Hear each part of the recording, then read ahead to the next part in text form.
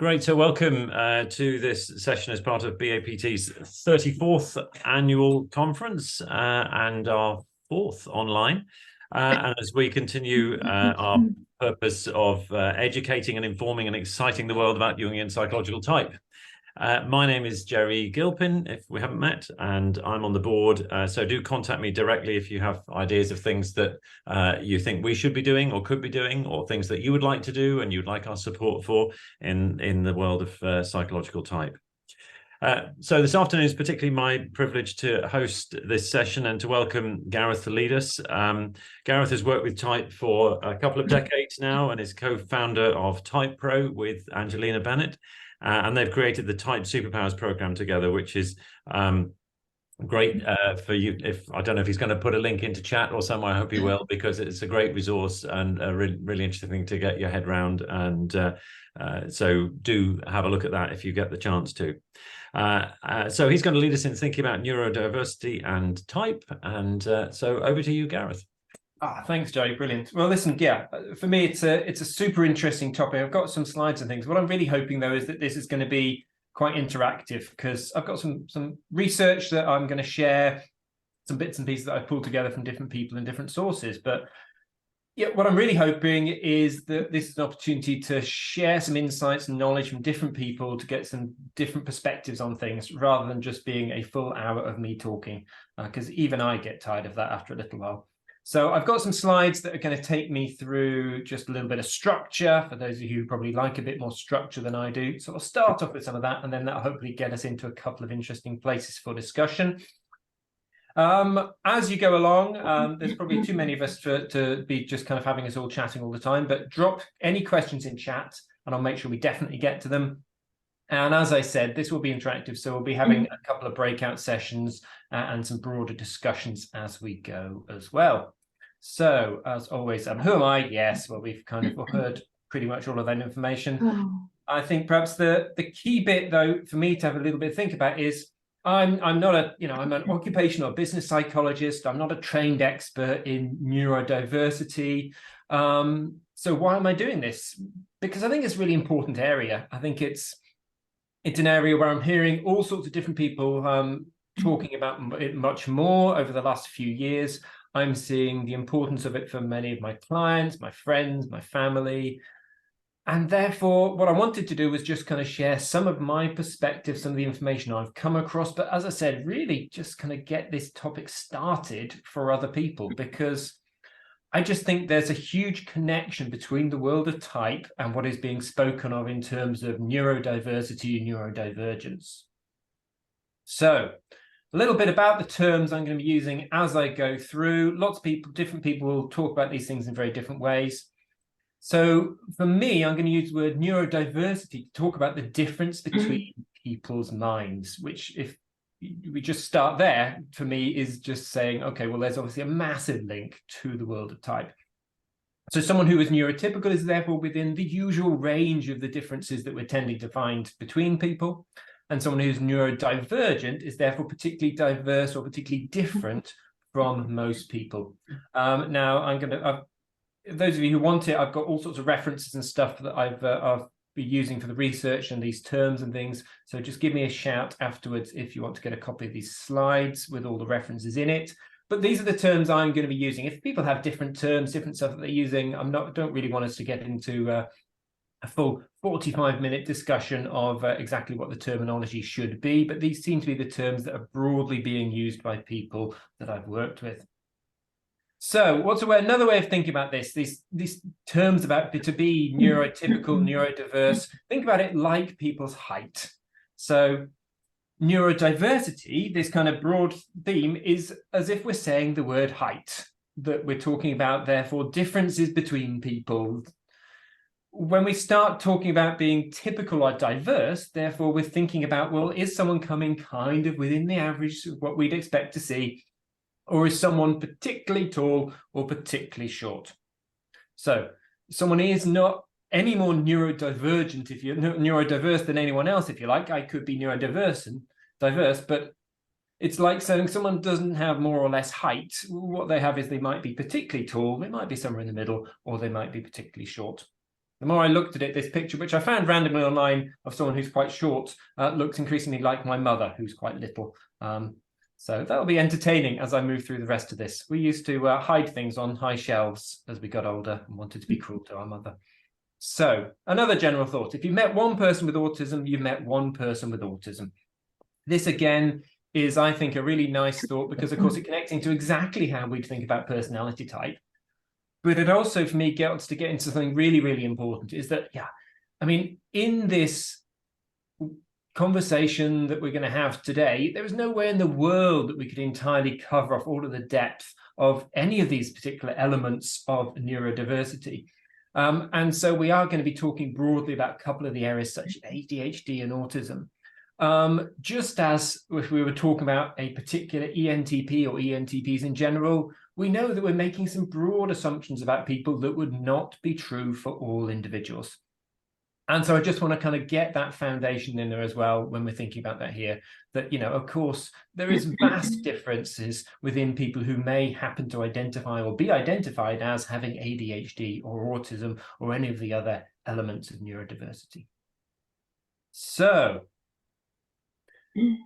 broadly speaking, I'm going to touch on these first couple of areas of neurodivergence, ADHD and autism. There's, of course, a huge amount of other information available, a huge amount of other ways of distinguishing between people and talking about different groups. So ADHD, some of you may be more or less familiar with, talk about, oh, here we have, you know, hyperactivity, distractedness, difficulty following instructions, completing tasks, and that impulsivity, as opposed to autism, much more focused there perhaps on the repetitive patterns of behavior, challenges with social communication, difficulties with change, empathy, viewing different people's perspectives. And then the sensory processing disorders, sensory over responsivity or sensory under responsivity. I'm not really going to touch on these much more, but I think there is something, again, as an interesting connection to type, where, you know, were we to have a lot more time and I'd had more time to dig into the research, I think it would be interesting to look at how some of these might connect into personality as well. So, for example, the extent to which you're really kind of more connected into the inner or the outer world and over or under sensitive to it. So here's what I'm interested in. It's, you know, as I said, my reasons for having this conversation with you guys is because, you know, well, most of my work is with businesses. And so increasingly I'm seeing organizations attempting to take more responsibility, I guess, and acceptance when it comes to dealing with managing, working with those who are neurodivergent. I'm seeing more and more people self-identifying and therefore thinking about, okay, well, what does this mean for me? How can I help other people work with me best? How can I get the best from my strengths and overcome my personal weaknesses? And of course, many of my friends are, you know, managing issues of neurodiversity within their families and amongst their children as well. So what I'd like to do is stick you guys just into a few groups and just encourage you to have a bit of a conversation about what have been your personal experiences, you know, for yourself, for immediate members of your friends and family, for people that you've worked with, people in organizations you've worked alongside, or simply, you know, just in terms of, you know, coming across, if you're anything like me, the increasing number of people who are self-diagnosing as being neurodiverse, neurodivergent, rather, within, you know, celebrities and people more broadly in media. So let me just quickly drop you guys into some groups. And then as I'm doing that, if you have any immediate questions, either on the task that I've set or anything you want to jump in with before we go into that, now's a perfect time. Okay, I'm going to send you into your groups. You're probably pretty familiar by this by this point in your life. If you're not, you're going to get an invite that's going to take you into a breakout room with other people. I will automatically bring you back in again. In the groups, let me give you about 10 minutes or so to have an opportunity to have a chat with people, to do a little bit of connecting if you haven't already, and then come back and let's have a bit of a discussion about, you know, those of you who are happy to share what have been your experiences of neurodiversity, neurodivergence. Hello, everyone coming back in. Excellent stuff. Good stuff. Just give everyone a chance to connect back. Brilliant. So hopefully that you guys were having some good conversations in there. I'd be really, really interested, for those who are happy to share, a little about what some of your reflections were. So I'll open it up in general, see what comes up, and then if everyone stays quiet, I'll call on some of the rooms in particular. Well, I was saying that I used to teach at a school where the children had ADHD, and over the years, autism has come in and it predominates. And the demand for school places now is such that the staff rooms had to go and the gyms had to go. And there just seem to be more and more children with these needs. The authority can't cope. But ironically, I remember in, I think, the late 90s, John Cleese did a book with a psychologist called Skinner about just day-to-day life and functioning. And he, in that book, said, oh, autism is a very rare thing. And this is like the 1990s. So there's been an absolute explosion. So whether that's better diagnosis or it's a bit of hysteria, because I'm cynical, I don't know. Yes, well, Value, I admire anyone who's can be as cynical as I can be about these things. I think one of the key things I'll say is, you know, I'm not an expert in specifically diagnosis, so I'm not going to pretend others. But yeah, way more people are being diagnosed. I'll share some stats on that in a little bit. Yeah, for whatever that reason is, that's definitely much higher. Just had Jane. The less you let children move, the more they'll move when you don't want them to. Ooh, interesting. Can you expand on that a little bit, Jane? Well, you know, I work in schools a whole lot, and we've always known that SPs are at a disadvantage. They make up 60 to 80% of our kids who drop out are at our alternative schools. And you think about normal school puts them at a disadvantage. Sir Ken Robinson talks about how the closer you get to Washington, D.C., the higher the diagnosis of ADHD, because kids can get special services, and the parents know it. And I also know, like in Australia, for the most part, when they're diagnosing ADHD, yes, they use a checklist, which includes things like, I had trouble paying attention when things are boring. Anyone else going to check that one? They actually do a brain scan to see if the symptoms of autism, what we know is ADHD in the brain where things don't connect right, they look for that. Then they try a low dose of Ritalin or whatever drug it is to see if it changes the brain. And if it doesn't, they don't use the drug. So a very different approach to what goes on in the US. And I don't know what happens in the UK, but we've created an environment that a lot of kids are allergic to and then you get behavior that looks like these things, which, Dick Olson, another APTI clinical psychologist, talked about how everything in the DSM is the absence of an ability to use one of the type preferences. Very interesting. Yeah. So I think, yeah, what is involved in diagnosis is very different places. Levels of diagnosis are very different. As I say, I'll share some stats.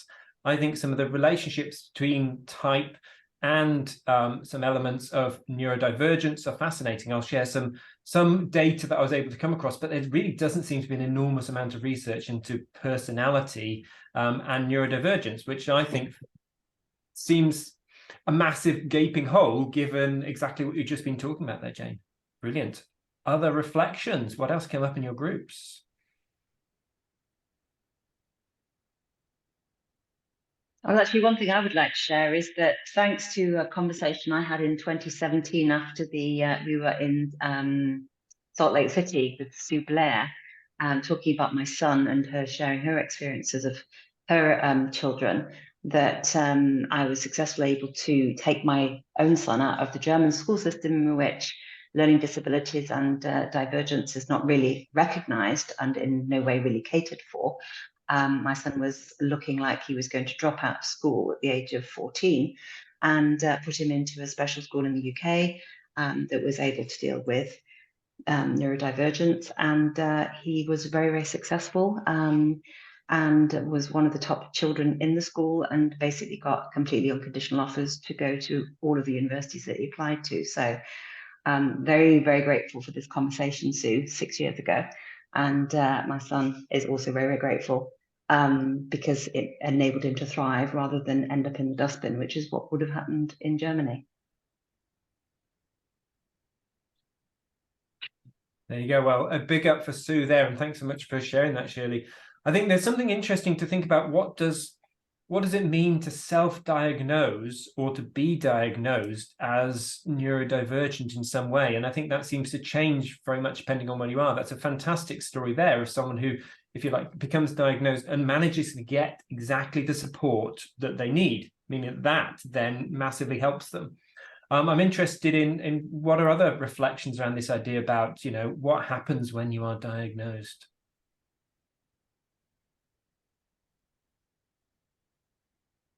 Let's see, Marky's got a hand up. Oh, please go ahead, Marky. Well, I wanted to follow up on something you said, Gareth, about the lack of research. And I think that, we focus so much on what we consider to be normal personality. And we say that over and over again, that type is a description of normal personality.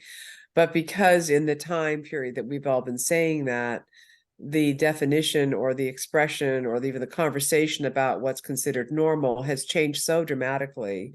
I'm curious about what you discovered. I'm also really curious about, like, how do we go about working with this so that it's helpful to folks and not yet another label that we can, put on folks. So I think that we focus so much in the type community about the normal stuff. And I know that's changed a little, but the fundamentals of type is still about what's considered normal personality. Yeah, I think, and that what is normal is such a gigantic question, isn't it? Which could keep us going for a long time. What are other people's reflections on that before I jump into some of my thoughts? Thanks, Marky.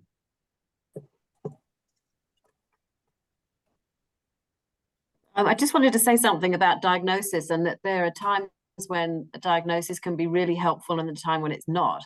And that might also actually depend on somebody's personality type as to whether they find it helpful or not. So that's another thing for us to ponder. But with the young people that I've worked with, generally speaking, they have found the diagnosis really helpful, but they haven't wanted anyone else to know.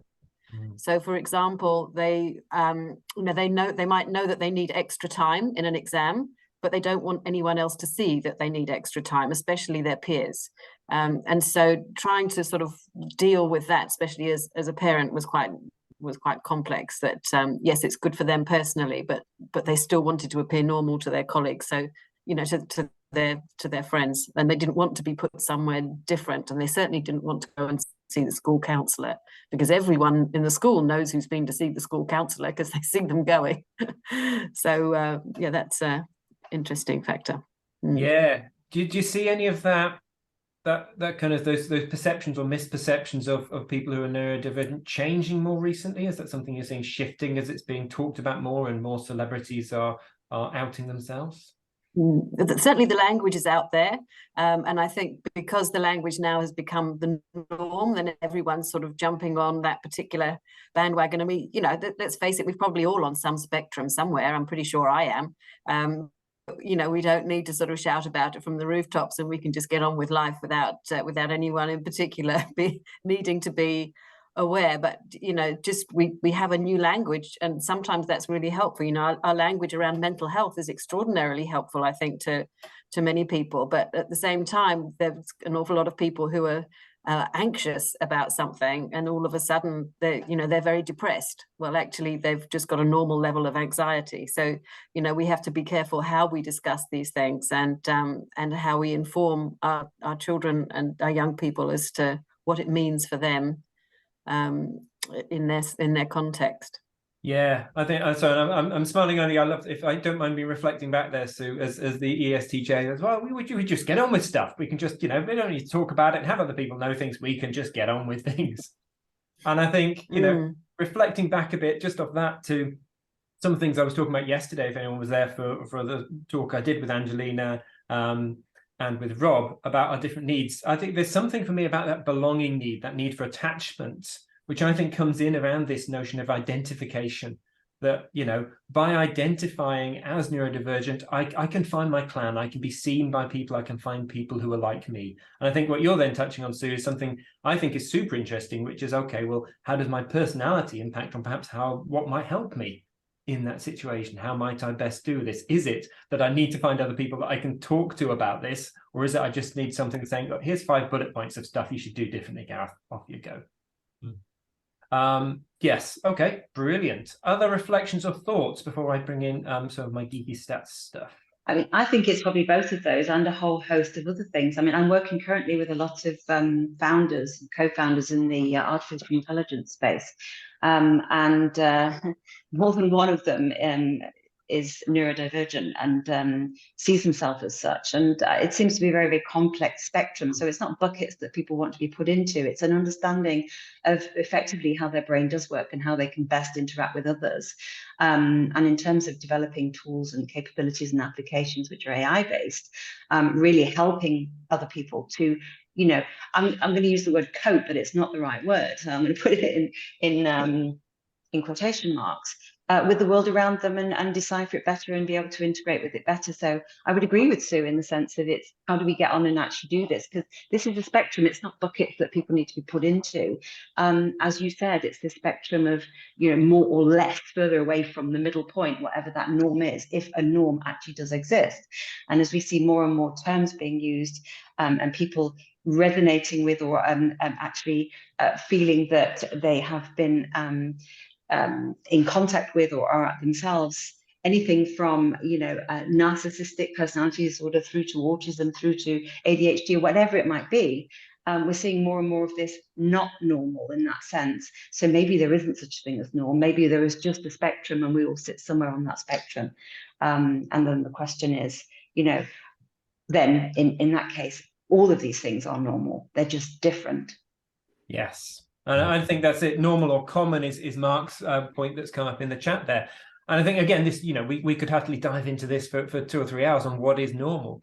I think what's interesting, Shirley, is that for me, so many of the things that you said could have been things that we'd have said in a conversation about what do people get from personality type. And I think that for me is where I feel that our community has something to add into this conversation.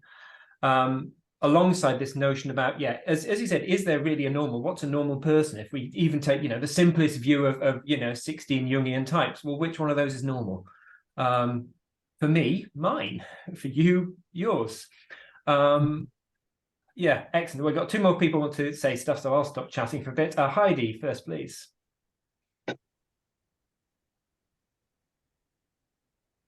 So, my son is autistic, so I do want to know more about the correlation, the brain, the autism, and the type. I tried to type him, but I have hard time because the type's a normal person. So I want to know more research on about that. Yeah, that would be. Okay, well, I will touch in on some of the research that I have come across looking at the connections between personality type and autism, although those are fairly light. I suspect there are several people on this call who've been working with people with autism and who are experts in personality type that would be fantastic for you to connect in with, because they'll also have some brilliant suggestions on how to do that. So I'll allow people to connect with you directly in chat or as we go through the rest of the conference. That sounds like a brilliant reach out. Thanks, Heidi. Thank you. Thank you. Mark. Yeah, just to kind of go off of what Shirley was talking about is that somebody may have diagnosis, and that diagnosis can be not just a label, but more of a naming of who you are. That, like, when you find out what your best fit type is, there's kind of a relief, and you understand yourself better. That this happens with the labels as well. That I've been diagnosed with ADHD, and it really helped in being able to understand myself. And it also helped when I read David Kiersey's about, or actually Gordon Lawrence, about SP and that kind of interface with the schooling system that tends to be more SJ. Yeah, absolutely. I think it's a huge topic. It's one that I've had conversations with several people, highlighting Jane in particular on there about SPs and education, particularly, I see it all the time in the UK education system. But I think also this notion about what does it mean to be diagnosed, to, that human desire to be seen, to be known for who I really am. I think has something super powerful in it. A couple of interesting points coming off in chat I'll just pick up on. So Marky, finding more young people resisting self-selecting best fit type because they don't want to be labelled as though type is diagnosis. Yeah, do you want to add anything else on that, Marky? Yeah, it's often because I work with a lot of folks who are serve in AmeriCorps in the US. It's sort of like a Peace Corps group. They're young and they're anywhere from 18 to maybe 25. The younger they are, the more and particularly if I get an idea that they might be in the FP types, they just sort of resist and say, no, I'm not going to ever select a type because it feels like you're boxing me in. And I think there's all kinds of other factors in that, but there's such a culture of self-diagnosis, being diagnosed casually by others, as well as the actual diagnosis. And I don't know what's happening for those folks in their own life, whether they truly have some other diagnosis they're not disclosing.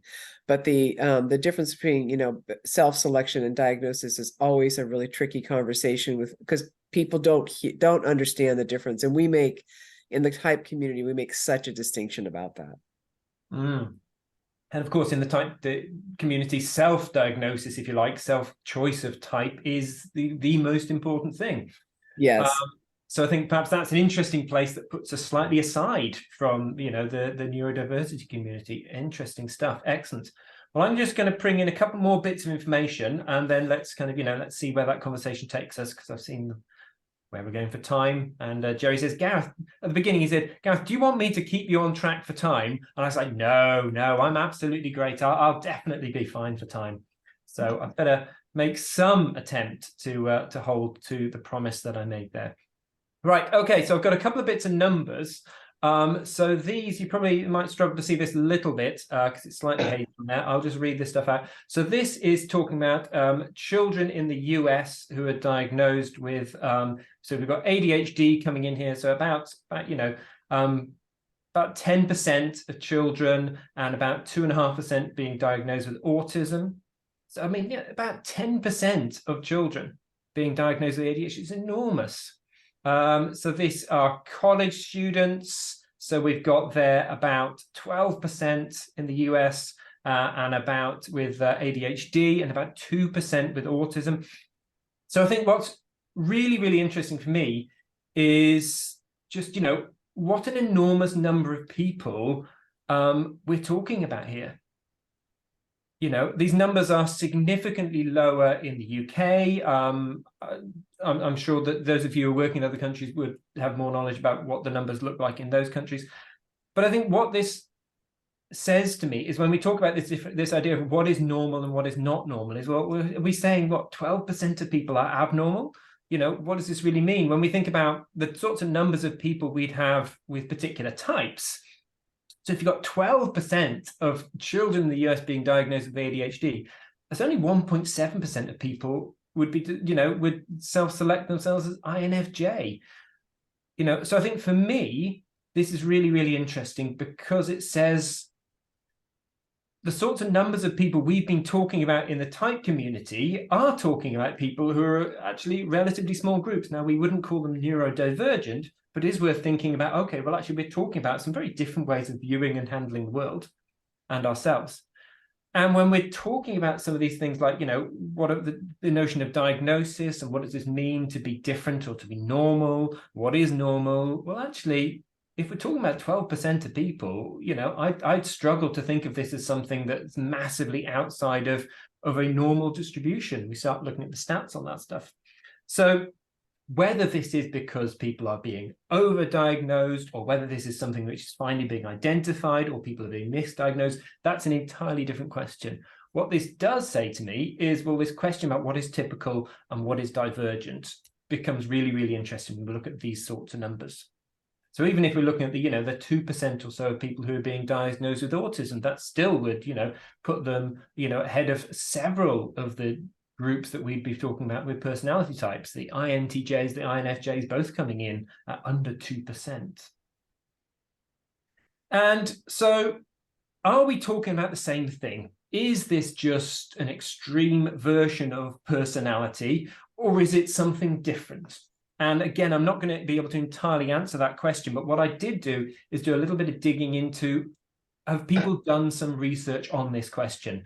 The short answer is not a huge amount from what I could find. Now, I'm not going to pretend that I did, a thesis level of research into this, but I did do some good digging. So have a think to yourself. We talk about ADHD a little bit and some of the basic symptoms of that. So have a think about what might you expect, which types might be more prevalent in diagnoses of ADHD and might be less prevalent. So I'll let you have a think to yourselves on that one, and I'll show you some stats that I did manage to find.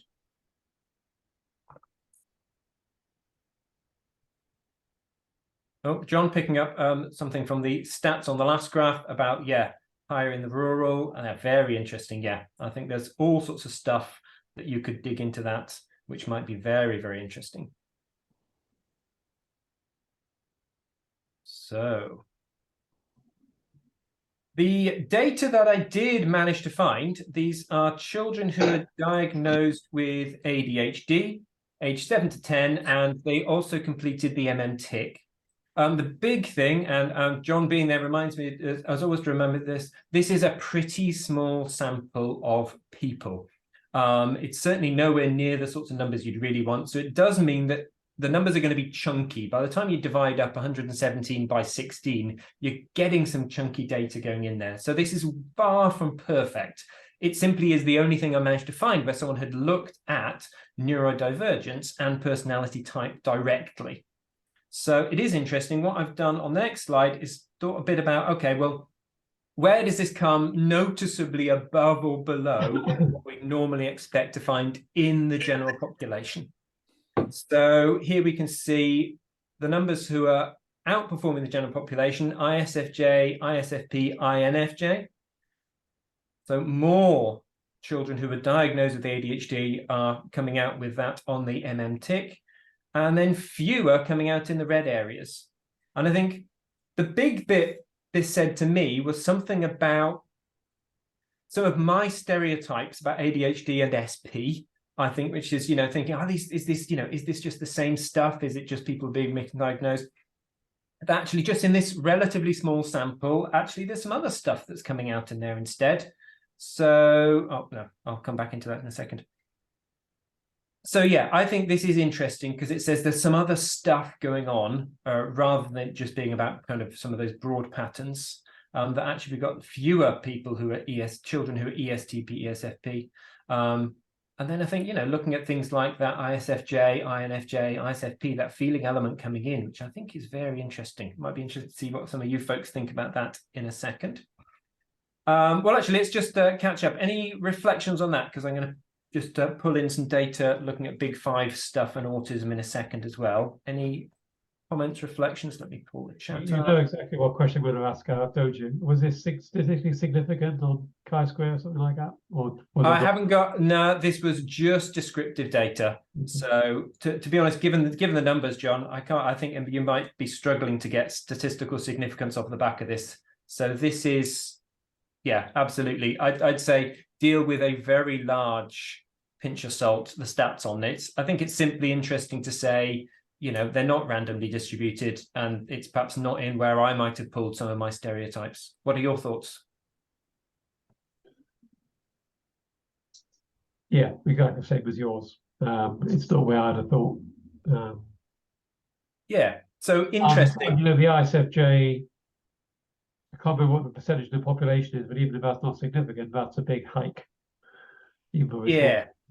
So it's, I think we're getting, someone else might know the data, and I think this is US data, it's about 12%, I think, ISFJ, Gen Pop. So yeah, I mean, what this says to me is enough to warrant a much bigger study, because this is looking really interesting. And yeah, as Sue's saying, yeah, it was very surprising for me. I thought, oh, well, I'll put together this nice, easy thing that will say, hey, look, it's all the same stuff we've been talking about and what I would have expected. So, okay, I'll very briefly just touch on the second area of data, which is looking at personality and autism. I was unable to find anything that looked directly at personality type. What I did find is that there's some decent research has been done looking at Big Five. So most of you will be familiar with Big Five, another measure of personality, looking at these dimensions: extroversion, conscientiousness, neuroticism, openness, and agreeableness. I'll not go through these in a lot of depth and detail, simply to say there's a lot of correlation and connection across between Big Five and personality type. The big difference being neuroticism, where conceptually you'd see far fewer connections, and what you tend to see is simply some much smaller correlations into some other areas. But I did want to pull this in because, so this is looking at over 800 people, and looking at the correlations between the neopi of a common measure of Big Five personality, and diagnoses of autism. I'm happy to share the references for these in more detail. I just pulled out kind of the main bit of the picture. Those of you less familiar with correlations, you basically want to have a larger number saying the two things are much more closely linked together. So we can see that neuroticism, which is about the propensity to experience negative emotions and negative outcomes, is perhaps not surprising for anyone who's facing anything as challenging as autism would be for them. Low extroversion, also probably not particularly surprising either. And lower agreeableness, which has a strong correlation with the feeling preference. So I think these perhaps more in line with what we might be expecting. So just to pull that together, now this is me doing some slightly dodgy secondhand stuff, using some brilliant research that John himself did. I was going to name check you, even if you weren't here, John, looking at directly tying the Big Five with whole type, which is quite unusual. Most of it just pulls up separate bits. So low extroversion, most closely correlated with these four, high neuroticism with these four, and low agreeableness with these four. So that just lets us see what are some of the patterns that we'd be seeing there. So between autism and type. So again, and just I probably should have given this health notice earlier. I'm certainly not saying that all ISTJs are autistic. What we're really doing is just looking at some very, very light relationships here between them. The correlation of about 0.56 means that about 25% of that variation might be accounted for by this thing. So it's definitely not saying that, hey, all ISTJs are autistic or all autistic people are ISTJ. What it does say, though, is that there are some connections between what people are talking about with neurodivergence and what we're talking about with personality type. There are some really interesting patterns. And given that this research, you know, it's kind of, you know, I'm making a couple of jumps, and John would quite rightly, and some of the others, I'm sure, pick me up on you know, making some of these leaps between different bits of research and using secondhand studies to connect things through. What it says to me is, yeah, we're talking about some related areas, and we're talking about some areas that are quite different and that break some of our assumptions. So I think that, for me, I want us to have a chance to talk about things a bit more, is there's an overlap between neurodivergence and personality type. Now, I think there's an overlap in several different ways in some of the elements of what we're talking about when we talk about personality. And I think there's elements of overlap in terms of how people can make use of understanding themselves and other people better. And they are not exactly the same thing. We're not seeing that everything neatly falls into really clear boxes saying, oh, actually, we've all been talking about precisely the same stuff all along. So my big kind of questions are about, well, how do we make use of this? How do we make use of understanding neurodiversity, the fact that people's minds work in different ways, which is what we've been talking about for decades and decades and decades in the community of personality. And I also think there's something about the notion of understanding strengths and blind spots. When I talk to people who've talked about what they gain from the notion of diagnosis or self-diagnosis, it is understanding, okay, you know, back to Sue's point, what are the 5 things I can just do differently? I also think there's something about leaning into strengths. With my elements of neurodivergence, what might I find easier to do than other people? Perhaps it's my ability to focus onto certain things. Perhaps it's the reverse with some folks with ADHD, my ability to deal with things which other people might find too difficult or chaotic. And it's about this, you know, mutual understanding. So what I would love to do then is to just hear some of the reflections from folks here, and just I will catch up on some of the stuff that's in chat. Who would like to jump in first? And I'll make sure I read some of these things as well.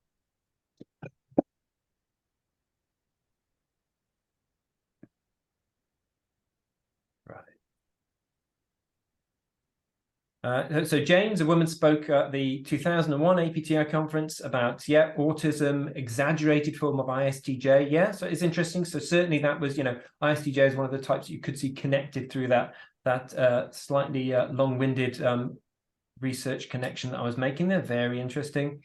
Just what she was saying was, when she talked with parents about it that way, many of whom, there's a correlation between engineers, scientists, et cetera, accountants having autistic children.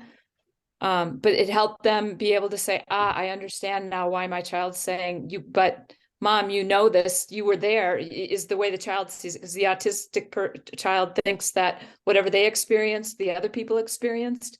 And so they could see it in the introversion way of looking at things. It was just, it helped the parents think in terms of the type dichotomies. Yeah, I love that. And I think there is, there's a huge amount that the type community can do to help people think about how to understand different sorts of people and what they need from us. Because again, this has been what we've been talking about for a very long period of time. Sue. Yeah, I personally don't think there are many circumstances where it doesn't help to have type as a piece of the puzzle for parents and children to really get to grips with this. And as long as it's introduced to them in the correct way, I think it's enormously helpful for depending on the age of the children, both certainly for the parents. It was absolutely critical for me to understand my children's type, and then to understand how the effect of the ADD diagnosis for my son exacerbated the difficulty, because he had ENTP preferences. So interlinking the type and the learning difficulty, I think, is absolutely critical. Heidi, I'd love to have a chat with you about your young man, or your child. The experiences that I've had with limited with autism and understanding type, but one of the things that people with autism tend to really love is sort of a system that works, something, a framework that they can get really interested in, understand, so that not so that they understand themselves, because that's very difficult, but so that they can understand other people and why other people are different. So in most cases, you start with yourself, and then you work out from there.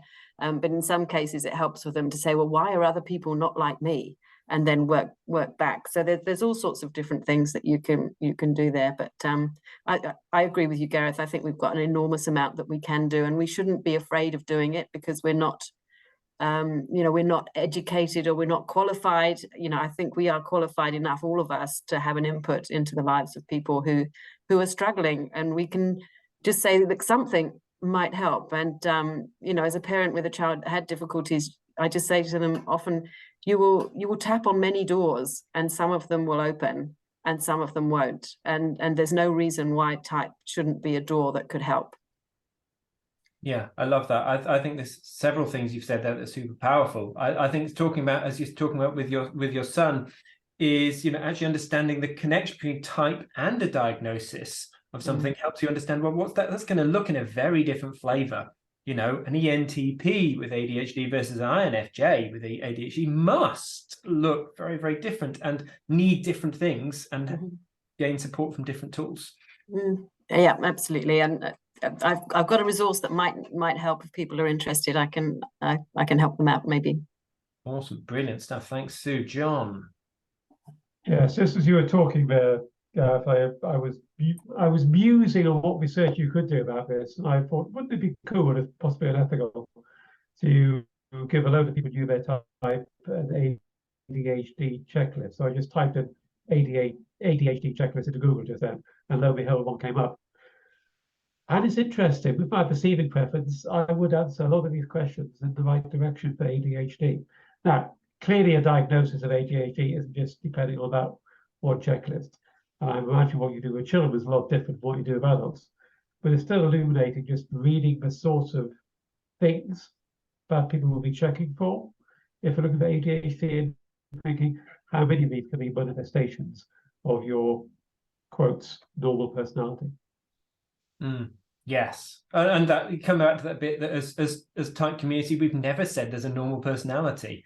You know, that's been the foundation of what we've been saying all this time. There's, you know, there's 8 billion people, there's 8 billion personalities on the planet. You know, how you decide which one of those was the normal one. Brilliant. Elizabeth.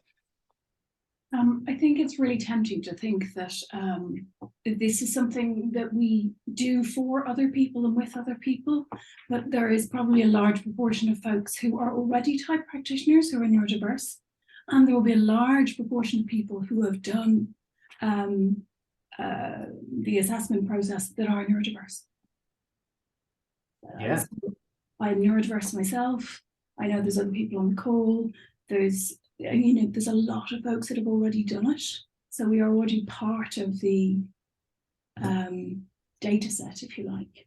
Mm. Interesting, John, to take your idea forward about maybe not getting people to do the checklist, but somehow thinking, you know, have you either been diagnosed or self-assessed or self-identified? I would be very interested in doing that. So please, you know, drop me a line if you're interested in taking part. I could foresee already huge numbers of data protection issues looming in my direction as I'm talking this through. However, if we can do it, I think it would be really useful. Yeah, I think it's a hugely fascinating area. I know we're just there for time. I'm happy to hang on and keep chatting, but I understand that some people may have other places to be and to go. And I did, as I've refreshed myself several times, promise Jerry I would attempt to manage my own time. So I'm just going to say thanks everybody for those of you who've been willing to share your personal experiences. That's been enormously inspirational, hugely powerful. Thank you so much for that. I'm hoping that some of you are kind of reaching out to one another directly or indirectly to get some support and make some connections. And I guess if I'd leave you guys with something before we kind of go into those of you who want to continue chatting is that, you know, yeah, as I said at the start, I'm not an expert in neurodivergence. You know, I've come across this as a psychologist in various areas. We are all experts in neurodiversity because that's what we've been talking about in the type community forever. All we're then talking about is how to apply some of those bits in different ways. So thank you, everybody, for all of your contributions, for making this such an interesting afternoon. It's been brilliant. Those of you who want to scoot off, please feel free to scoot off. Those who want to continue chatting, please stay and continue chatting. Great to see so many of familiar faces as well. Thank you, everybody. Thank you, Gareth. And let's just, before I stop the recording, record our thanks to you for a really fascinating session. So I will stop the recording now, but people do feel free to stay and chat if that would be helpful. It's great that Gareth can stay.